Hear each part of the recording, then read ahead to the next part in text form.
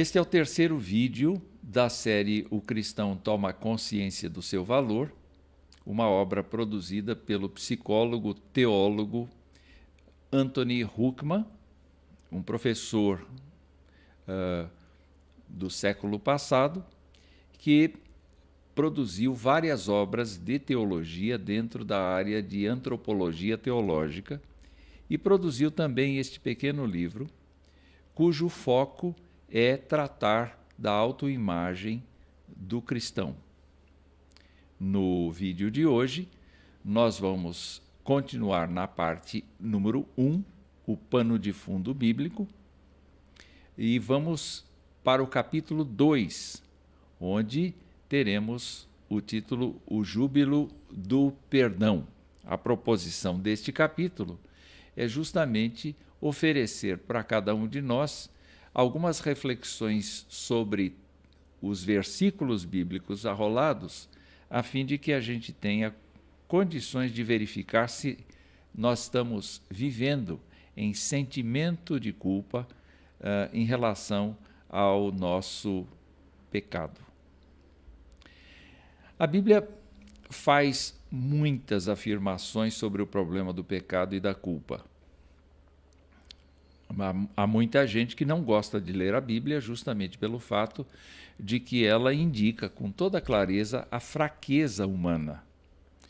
Depois da queda, nós nos tornamos pessoas absolutamente susceptíveis tanto à maldade quanto à culpa. E nós devemos nos lembrar que não fomos criados assim. Fomos criados para ter um relacionamento santo com Deus e, ao mesmo tempo, santo com os semelhantes e santo com a natureza. E, ao tratar deste capítulo, o Júbilo do Perdão, Anthony Huckman vai tentar mostrar para a gente, por meio destas referências bíblicas que eu já mencionei, que o sentimento de culpa deve ser abandonado. Então, a Bíblia, ele começa falando justamente das muitas afirmações sobre o problema do pecado, mas ele vai dizer que a Bíblia não é só isso, é muito mais do que isso. É especialmente a revelação de um Deus amoroso, misericordioso, perdoador e, sobretudo, justo, que se dedica àqueles a quem ele salva e que abençoa toda a população do planeta por causa da sua misericórdia. Na opinião de Huckman, toda vez que a gente lê sobre pecado, a gente tem uma luta travada com a questão da nossa autoimagem. E na opinião dele, se nós olharmos para a Bíblia como um livro que denuncia meramente o nosso pecado, nada vai contribuir tanto para uma autoimagem negativa quanto este sentimento profundo de culpa que eventualmente a Bíblia possa nos dar. E ele, por conta exatamente do fato de fazer uma pesquisa extensa a respeito da questão da culpa, afirmou o seguinte: quando alguém fica obcecado com sentimentos de culpa, passa a desprezar-se, sentir-se completamente inútil e está sujeito a mergulhar num abismo de desespero. Dentre todas as doenças psicossomáticas que nós podemos ter, certamente os sentimentos de culpa têm muito a contribuir para que a gente fique doente.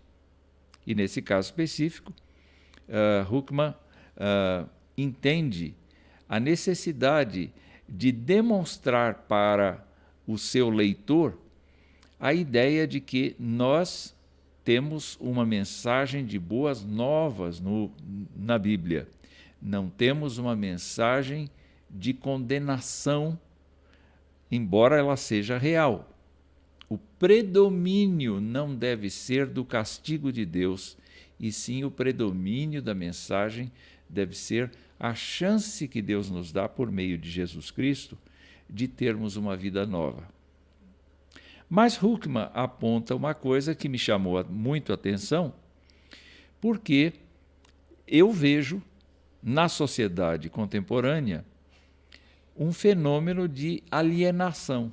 E ele mesmo declara isso. Hoje, a alienação parece ser um sentimento mais comum do que culpa.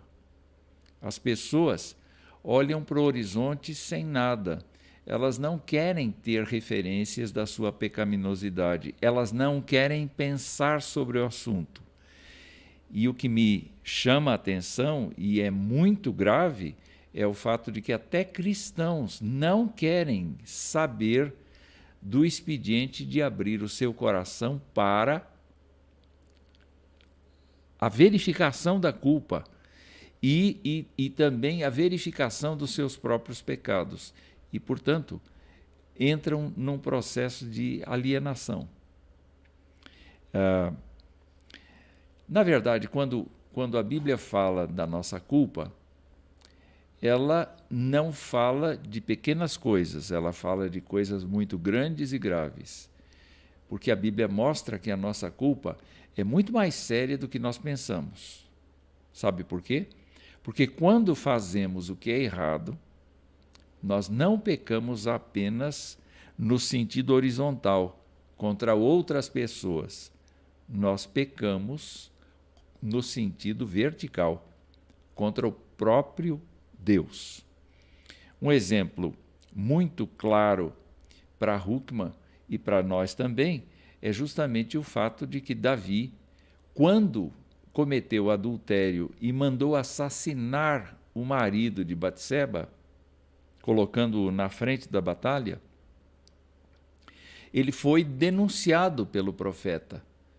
Ele foi descoberto, embora tentasse esconder o seu pecado de todo jeito. Eu posso imaginar Davi andando pelo palácio ali, não é? Recolhendo aquela nova esposa, não é? Com uma cara de piedade, um ar de piedade, mas ao mesmo tempo eu posso perceber o que ia no coração dele, o que ia na vida dele. E quando ele faz a oração de confissão no Salmo 51, o que ele diz?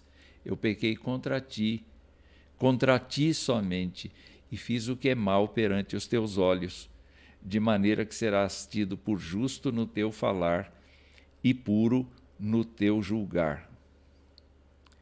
Huckman chama a nossa atenção para o fato de que, quando pecamos contra pessoas ou contra nós mesmos, no fundo, nós estamos transgredindo a vontade e a santidade de Deus, e por isso nós somos culpados diante de Deus, pecando contra Ele.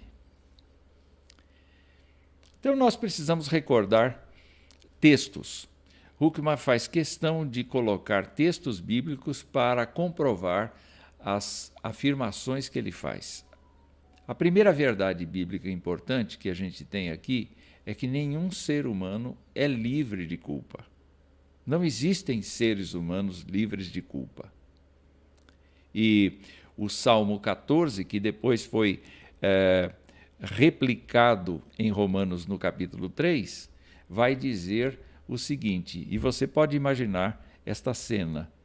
Do céu olha o Senhor para os filhos dos homens, olha para todos, para ver se há quem entenda, se há quem busque a Deus.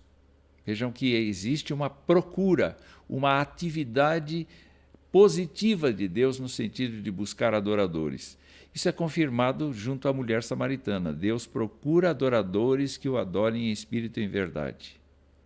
Mas a constatação do salmista é: todos se extraviaram e juntamente se corromperam.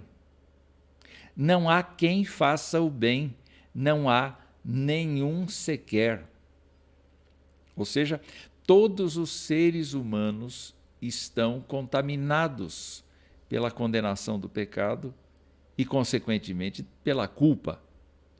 Aqueles que foram remidos pelo sangue de Jesus Cristo entram para uma nova condição.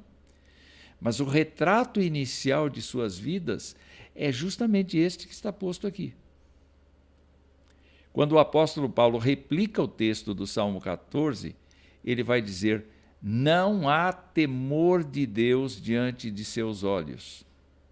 As pessoas ignoram que Deus existe, as pessoas rejeitam o conceito de um Deus pessoal, as pessoas aceitam que existe um poder sobrenatural, eventualmente, mas elas não querem comunicação com ele. Exatamente por conta do fato de que a sua tendência é ser justamente reprovados por seus atos, por suas ações, por suas palavras. Estão carregadas de culpa. E ele, Paulo, emenda: não há temor de Deus diante de seus olhos, pois todos pecaram e carecem da glória de Deus. O carecer da glória de Deus é justamente o fato de que as pessoas estão fora do foco, estão absolutamente desencaixadas do propósito para o qual Deus as criou. A segunda verdade bíblica importante, Huckman vai estender um pouco mais neste capítulo, porque ele vai falar do princípio da substituição. E este princípio é deveras importante para todos nós, justamente porque é pelo princípio da substituição que Deus providenciou a libertação da culpa e do sentimento de culpa. Nós sabemos que Jesus Cristo morreu para nos livrar do pecado, da morte eterna e da condenação. Não é? E a forma como Huckman começa a falar desta verdade bíblica importante é citando o amado versículo de João 3,16, os versos 3, capítulo 3, versos 16 e 17, que diz assim: porque Deus amou ao mundo de tal maneira que deu seu Filho unigênito para que todo o que nele crê não pereça, mas tenha a vida eterna. Porquanto Deus enviou o seu Filho ao mundo, não para que julgasse o mundo, mas para que o mundo fosse salvo por ele. Ou seja, quando João escreve estas palavras, ele mostra claramente que a boa nova não está na vinda de Jesus Cristo para condenar o mundo, mas ele traz justamente a misericórdia divina. Ele vem para salvar o mundo. E quando se escreve na primeira carta, diz que ele é a propiciação não só pelos nossos pecados, mas pelos pecados do mundo inteiro. Ou seja, o sacrifício que Jesus Cristo fez, a substituição que Jesus Cristo fez, pode ser aplicada a qualquer ser humano, mas depende exclusivamente da soberania de Deus fazê-lo. Especificamente, é Deus quem tem o poder de aplicar a substituição que Jesus Cristo promoveu na vida das pessoas. Se você é uma pessoa cristã, de convicção de que Jesus Cristo morreu na cruz no seu lugar, então é hora de parar e pensar no grande amor de Deus por você, na grande misericórdia de Deus por você, nas forças que Deus lhe dá para que a sua vida seja uma vida com uma autoimagem positiva. Quando falamos, então, do princípio da substituição, nós vamos verificar que esta ideia procede na teologia do apóstolo Paulo, quando escreve aos Romanos. E ele escreve: sendo justificados gratuitamente por sua graça, mediante a redenção que há em Cristo Jesus, a quem Deus propôs no seu sangue, como propiciação, mediante a fé, para manifestar a sua justiça, por ter Deus, na sua tolerância, deixados impunes os pecados anteriormente cometidos. tendo em vista a manifestação da sua justiça no tempo presente, para ele mesmo ser justo e o justificador daquele que tem fé em Jesus. A ideia de que Deus está irado contra nós e Jesus Cristo não está irado contra nós, porque Jesus Cristo veio à Terra morrer, não procede. Quando falamos de Deus, certamente Ele é irado contra o pecado, contra a injustiça, contra as injúrias à sua santidade. Mas olha só, quem é que propôs que Jesus Cristo viesse à Terra? Não foi Deus? Quem é que propôs que Jesus Cristo entregasse o seu sangue e que toda pessoa que cresce fosse trazida para Deus? Quem é que propôs ter tolerância e deixar impunes os pecados cometidos pela pessoa na sua ignorância? Não foi Deus? Então, deste texto aqui, embora não haja a presença constante aqui, não é mencionada aqui a pessoa do Espírito Santo de Deus, nós podemos pensar claramente que Deus, claro, mantém a sua ira contra o pecado, detesta o pecado, sim.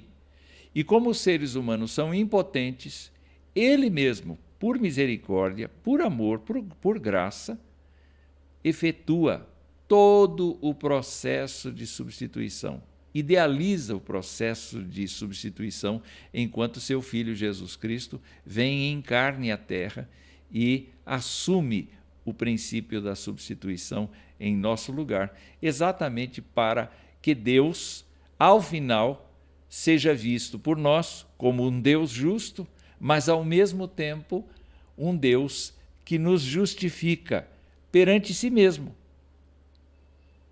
quando temos fé em Jesus Cristo. Ainda Paulo, explicando aos coríntios, vai nos dar uma ideia maravilhosa deste princípio da substituição, afirmando que tudo provém de Deus, que fez o quê?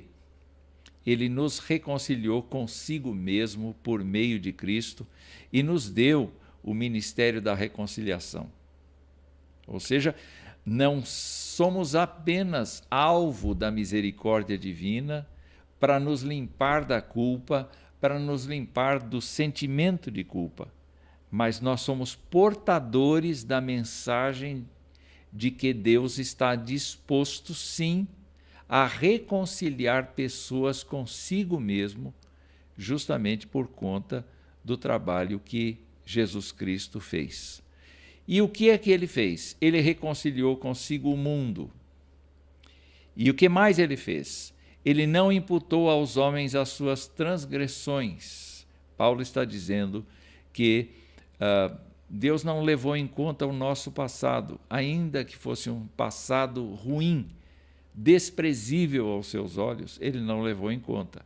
E ele nos confiou ao apóstolo, confiou a todo crente a palavra da reconciliação. E eu acho muito bonita a expressão que Paulo usa agora no verso 21. Aquele que não conheceu o pecado, que é Jesus. Jesus não conheceu o pecado. Ele, Deus, o Pai, o fez pecado por nós, para que nele fôssemos feitos justiça de Deus. Isso quer dizer que o júbilo do perdão deve passar na nossa mente esta alegria de ser perdoados, não apenas como uma bênção muito grande, mas como um compromisso formal de nós vivermos sob uma autoimagem positiva. Somos filhos e herdeiros, co-herdeiros com Cristo, se com Ele sofrermos. É o que diz Paulo. É um texto bem grande agora, que eu vou ler aqui, e você pode me acompanhar. O resultado disso é que uma pessoa que crê em Jesus Cristo e está, portanto, verdadeiramente unida a Ele, não deve mais ser perturbada por sentimentos de culpa. Havendo confessado seus pecados a Deus e pedido perdão com base nas obras de Cristo, essa pessoa pode ter certeza, segundo a Escritura, que sua culpa foi eliminada.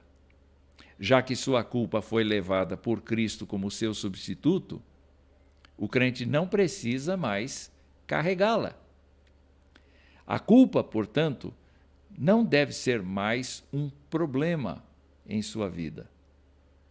É claro que quando ela faz algo errado, deve confessar imediatamente seu pecado a Deus e à pessoa prejudicada, consertando o erro, se necessário. Quando é que é necessário? Às vezes, o erro não dá para ser consertado porque a pessoa mudou-se, está fora do nosso alcance, a pessoa faleceu, ou a conjuntura desapareceu. Mas quando é necessário tanto confessar o nosso pecado a Deus, quanto confessar o nosso pecado à pessoa que nós magoamos, irritamos, aborrecemos. De qualquer maneira, Huckman termina o parágrafo dizendo assim: mas de sentimentos de culpa para com Deus, o crente deveria estar livre para sempre.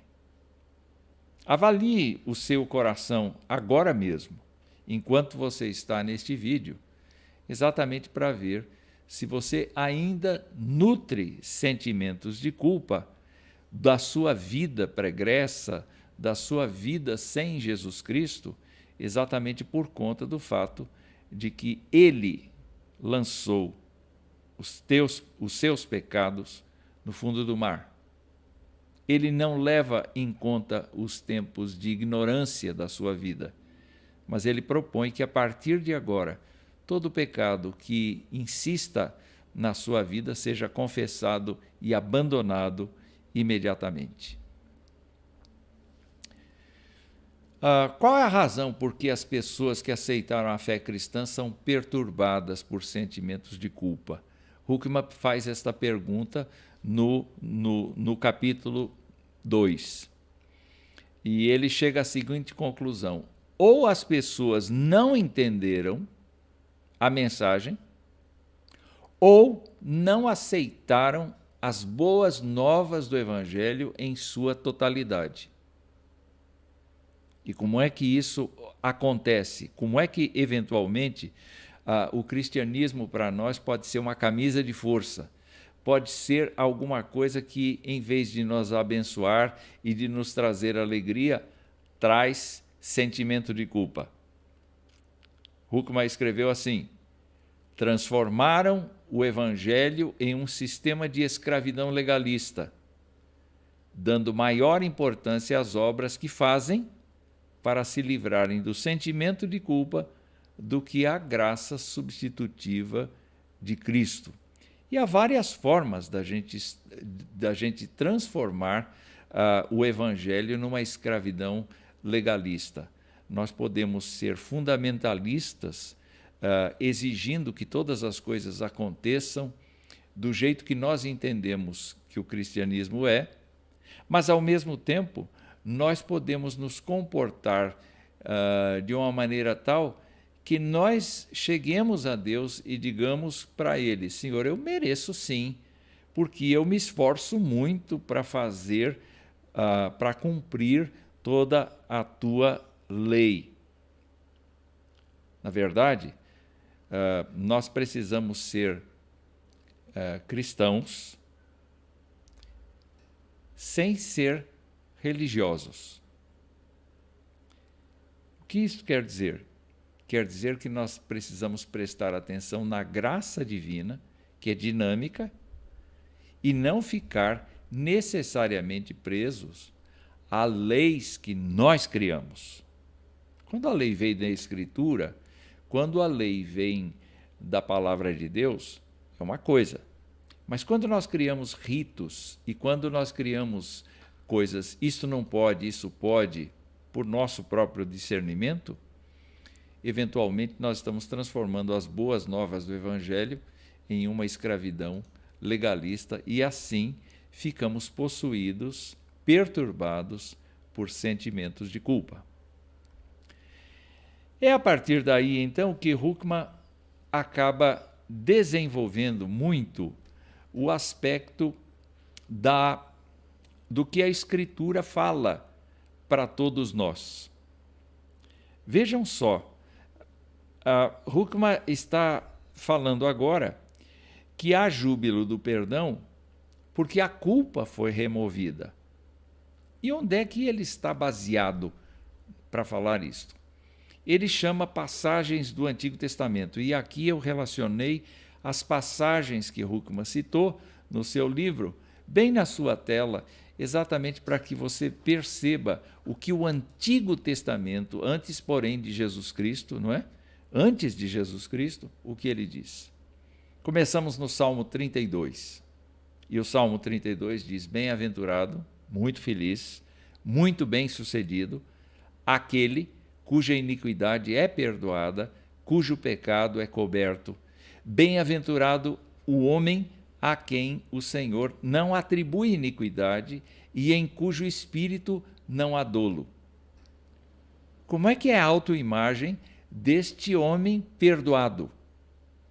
Como é que é a autoimagem desta pessoa a quem o Senhor trata como um filho numa relação absolutamente saudável? Ele deve nutrir sentimento de culpa? Certamente que não. A segunda citação de Huckman é o Salmo 103, que está no centro da sua tela. E alguns versículos dizem assim: bendize, ó minha alma, ao Senhor, e tudo que há em mim, bendiga ao seu santo nome. Bendize, ó minha alma, ao Senhor, e não te esqueças de nenhum só de seus benefícios. Quais são os benefícios que o Senhor nos dá? Alguns deles estão mencionados no início do Salmo, mas lá no versículo 10 nós encontramos esta frase: Deus não nos trata segundo os nossos pecados, nem nos retribui consoante as nossas iniquidades. Ou seja, se Deus fosse levar ao pé da letra cada erro nosso contra ele e contra o próximo, ele teria razões para nos matar. Entretanto, ele não faz isso, porque estando nós debaixo da graça de Deus, ele não nos retribui segundo o que nós merecemos receber. E quanto dista o Oriente do Ocidente, assim afasta de nós as nossas transgressões. Onde é que estão as minhas transgressões confessadas? Onde é que estão os meus pecados que foram declarados a Deus e foram abandonados? Eu posso assegurar que eles estão muito distantes, de acordo com a fala do salmista. O próximo texto é Isaías 43, que fica no canto inferior esquerdo da sua tela. E diz: Eu quem? Jeová Deus, eu mesmo sou o que apago as tuas transgressões por amor de mim, e dos teus pecados não me lembro. Ou seja, Deus precisa fazer uma ginástica muito grande, porque a memória dele é perfeita. Mas ele não considera os pecados perdoados. Ele não fica regurgitando os pecados que foram cometidos e foram confessados. Nós é que fazemos isto.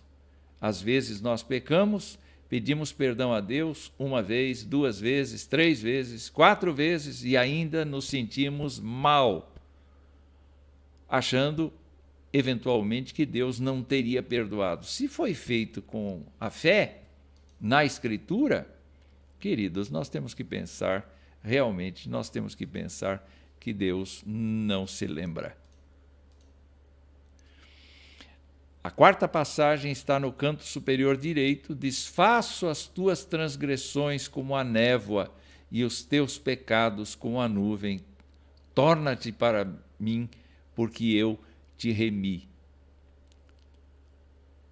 O profeta está declarando que Deus faz dos nossos pecados como a gente verifica com a neblina, ela se dissipa. A nuvem se dissipa. O que é necessário fazer é ir para Ele. Por quê? Porque o Senhor nos remiu. O Senhor nos perdoou em Cristo Jesus.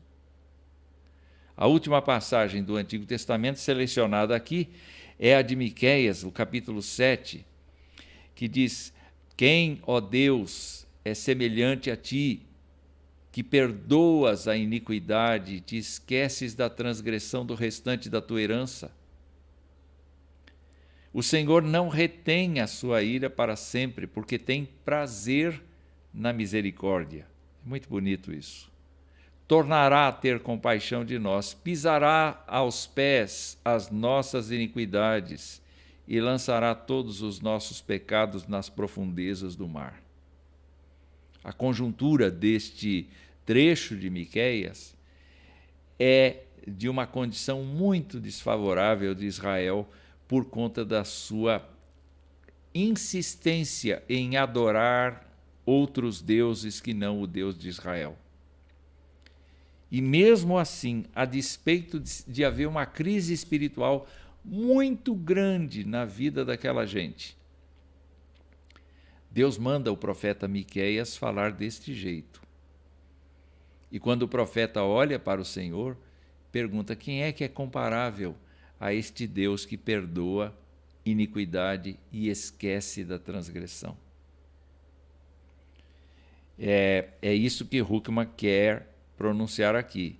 Ele não quer eliminar a ideia de que o pecado é uma coisa muito séria, mas ele quer mostrar com muito mais força, com muito mais evidência, ele quer mostrar que Deus está disposto a perdoar pecados e limpar o nosso coração de todos os sentimentos que podem prejudicar a nossa autoimagem de cristãos.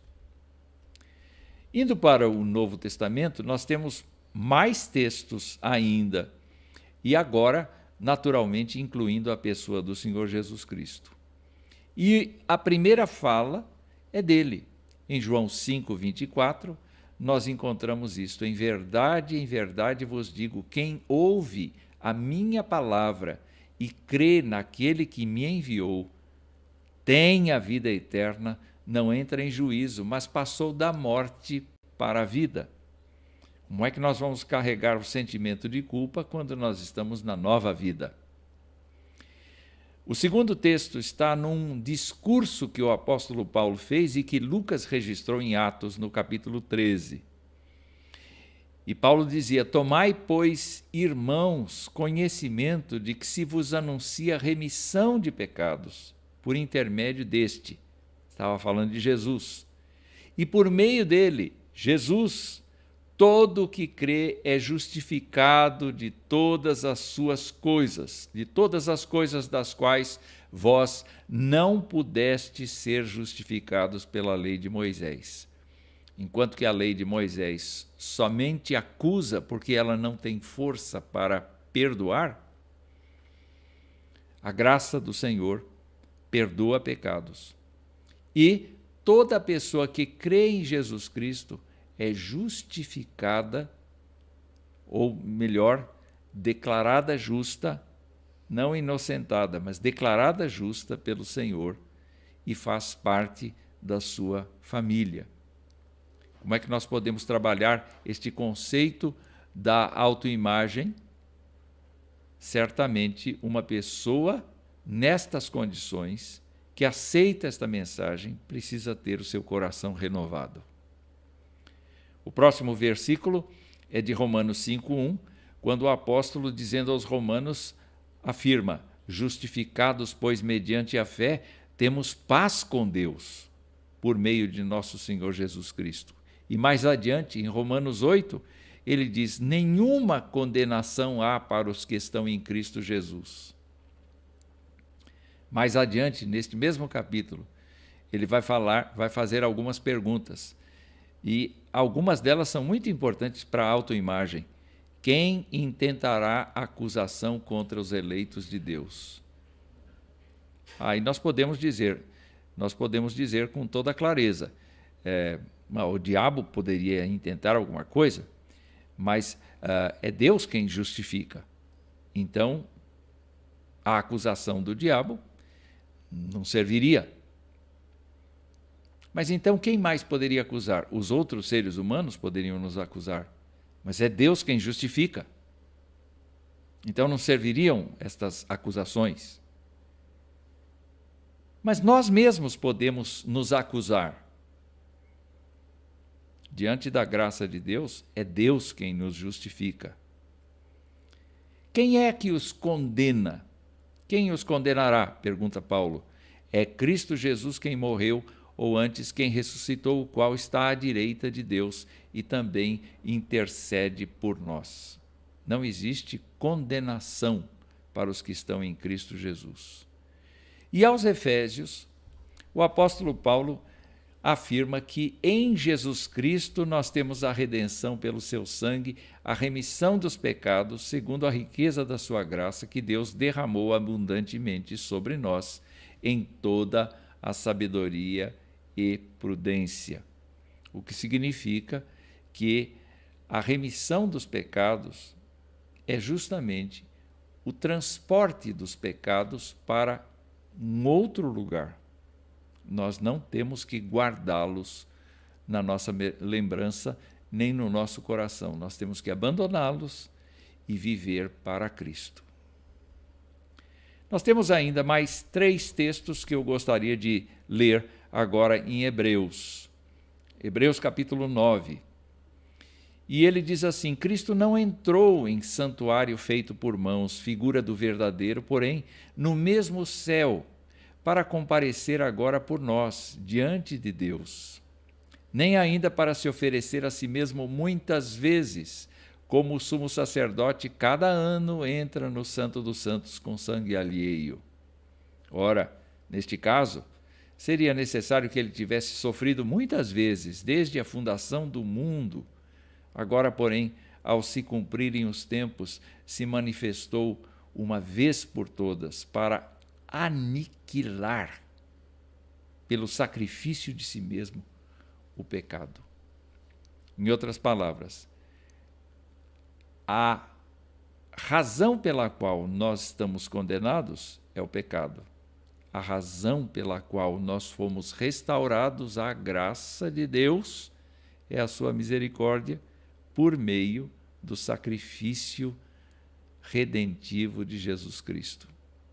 E é maravilhoso saber que a nossa vida foi transformada para estar em relacionamento com a divindade para sempre. Como fica a nossa autoimagem aqui? Ainda que nós pequemos e não estejamos livres disso, porque se dissermos que não fazemos isso, nós nos tornamos mentirosos e podemos dizer que Deus é mentiroso também. Mas João nos lembra, na sua primeira carta, que se confessarmos os nossos pecados, Ele, Deus, é fiel e justo para nos perdoar os pecados e nos purificar de toda injustiça. Cada pecado precisa ser confessado, precisa ser dito a Deus, precisa ser admitido diante de Deus. Aqueles pecados antes da nossa conversão, Deus não levou em conta nos tempos da ignorância, da nossa ignorância.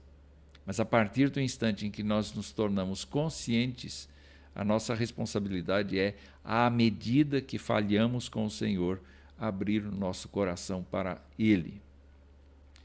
E o último texto está no livro do Apocalipse, e ele está saudando, o autor está saudando os seus leitores, E ele diz: da parte de Jesus Cristo, a fiel testemunha, o primogênito dos mortos e o soberano dos reis da terra. E aí ele começa com uma doxologia. Àquele que nos ama e pelo seu sangue nos libertou dos nossos pecados e nos constituiu reino, sacerdotes para o seu Deus e Pai. A ele glória e o domínio pelos séculos dos séculos. Ou seja, João está numa alegria muito grande de ver que Jesus Cristo nos ama, nos amou tanto e pelo seu sangue nos libertou de toda a iniquidade que praticamos. Então é necessário que o crente seja lavado pelo processo de renovar todas as vezes a sua confiança diante de Deus. Enfim, nós estamos chegando no final deste capítulo e eu quero ler aqui a conclusão que Huckman faz, que é muito importante para todos nós. Quando uma pessoa está em Cristo, não há condenação para ela. Seus pecados já foram perdoados e toda a sua culpa removida.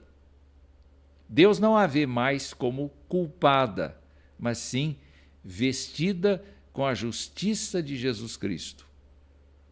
Seus pecados foram lançados no fundo do mar. Embora a Bíblia ensine sobre o pecado, sua ênfase principal não está no pecado, é na graça de Deus que elimina o nosso pecado. A confiante aceitação de nosso perdão, o júbilo de saber que Deus nos aceita e nos ama, apesar das nossas incapacidades e falhas, é o fundamento de uma autoimagem positiva. Eu queria convidar você a se visitar. E à luz dos textos que nós lemos aqui, você verificar dentro do seu coração as mágoas, as culpas, as coisas não confessadas, abrir o seu coração e como esta figura que está aqui, deste homem ajoelhado e com os braços abertos, não precisa usar esta posição, mas diante de Deus, abra o seu coração e glorifique o Senhor, porque Ele te restaura, Ele te abençoa e Ele te faz uma pessoa bem-aventurada.